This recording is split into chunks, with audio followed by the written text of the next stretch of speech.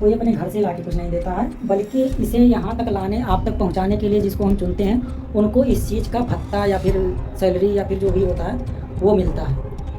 कोई हम पे एहसान नहीं करता है। तो सरकार सब चीज़ें देती है। होता ये है कि जब तक इलेक्शन चलता है तब तक वो तुम्हारे पीछे, और जब इलेक्शन ख़त्म हो जाता है तब वो तुम उनके पीछे।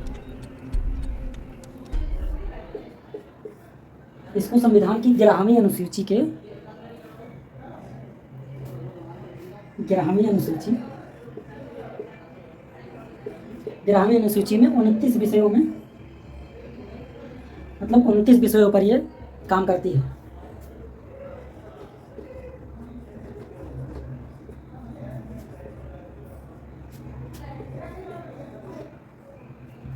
तिहत्तरवें संविधान संशोधन के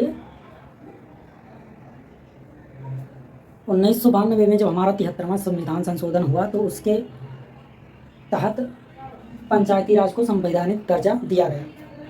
अब इसे रखा कहाँ गया है, तो हमारे संविधान की 11वीं अनुसूची में 29 विषयों पर ये पंचायती राज काम करती है, और इसको त्रिस्तरीय, 3 स्तर के,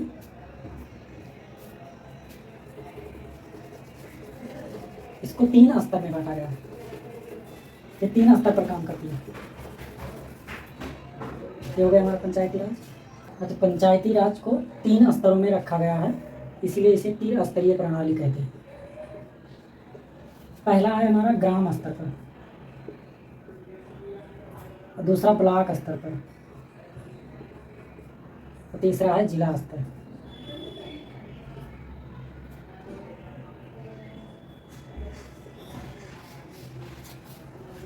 पंचायती राज को हम 3 स्तरीय प्रणाली कहते हैं।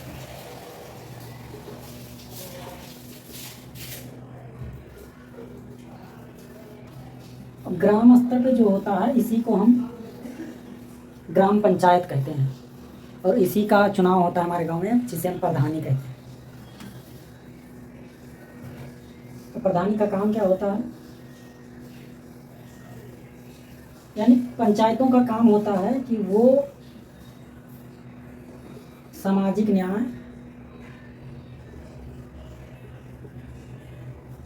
न्याय करें, उसके बाद योजनाओं की देखभाल करें,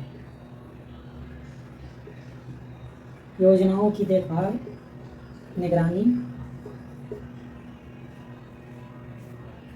और योजनाओं का अनुमोदन।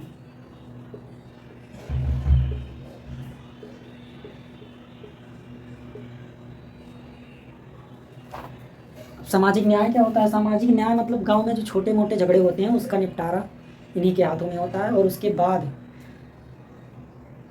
योजनाओं की निगरानी। जो हमारे गांव में सड़कें बनी होती हैं, सरकारी ट्यूबवेल होती हैं, सरकारी योजनाएं, जितने से स्कूल वगैरह होते हैं प्राथमिक, ये इन सब की देखभाल करना, निगरानी करना इन्हीं के हाथों में होता है, ग्राम पंचायत के हाथों में होता है।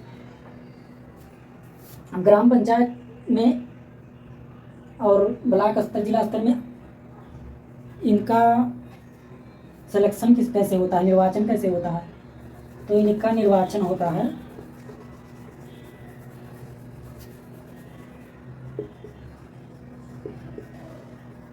इनका निर्वाचन राज्य निर्वाचन आयोग करता है।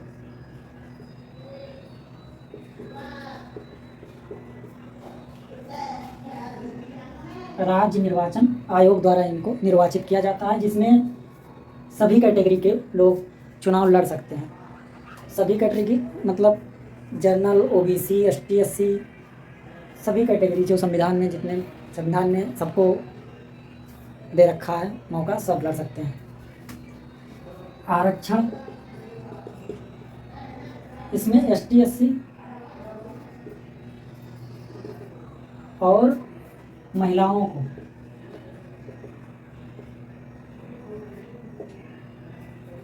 एसटी और महिलाओं को 33% आरक्षण दिया गया। मतलब 33% सीट पे केवल यही चुनाव लड़ सकती हैं, यही इन योजनाओं को अनुमोदन दे सकती हैं, निगरानी कर सकती हैं, और संविधान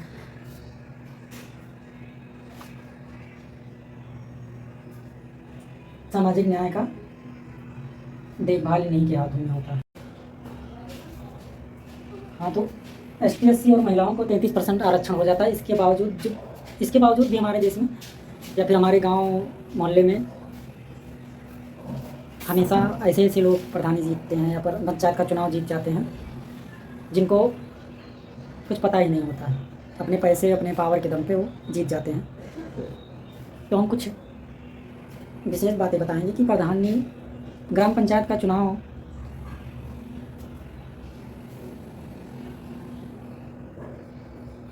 ग्राम पंचायत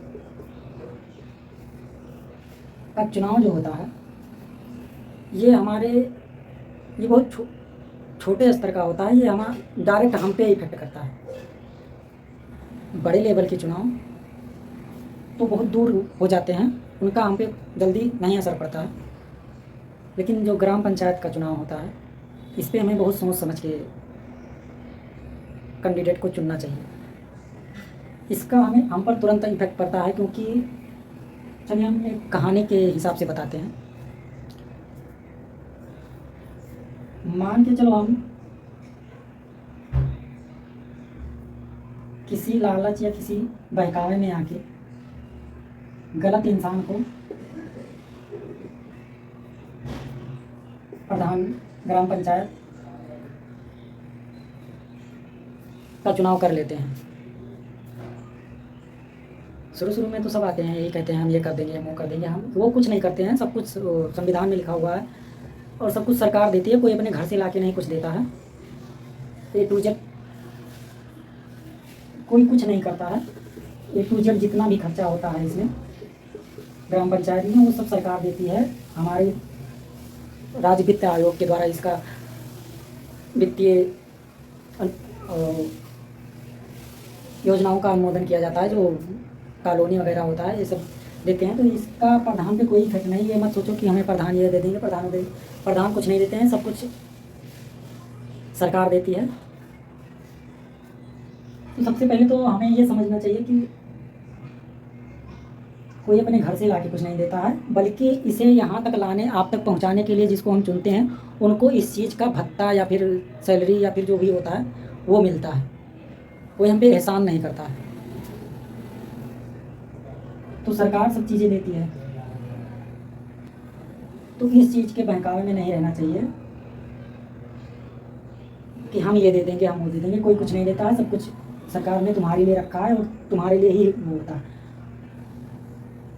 उसके बाद जीत जाते हैं। चलो जीत गए, कोई बात नहीं।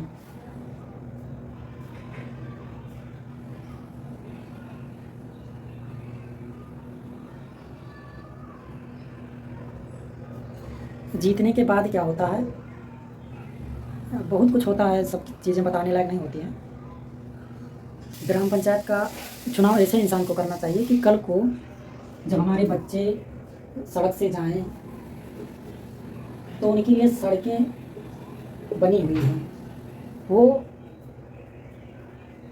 गड्ढों में या फिर बरसात के महीनों में कीचड़ों में ना जाएं, या फिर बच्चे ही नहीं बूढ़े माँ बाप हों, कल को उनकी तबीयत भगवान ना करें ख़राब हो तो कम से कम उन्हें ले जाने के लिए लाने के लिए तुम्हारे गांव की सड़कें इंफ्रास्ट्रक्चर दुरुस्त हों। मतलब ऐसे इंसान को ग्राम पंचायत का चुनाव करना चाहिए कि कल को तुम्हारे सुख दुख में भागीदार बना रहे। और होता क्या है, होता ये है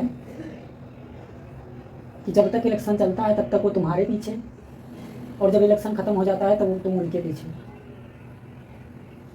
और जब बहन बेटियों की शादी होती है जब तो आते हैं 2-4 हज़ार रुपये देंगे नहीं, उससे ज़्यादा उनका खर्चा लगा देते हैं। ये ऐसे ऐसे महान आदमी बड़े रहते हैं। हमारे प्रधान जी आए हैं, प्रधान जी 2000 दर्ज लिखा के जाते हैं और 4000 का व्यवस्था लेके जाते हैं।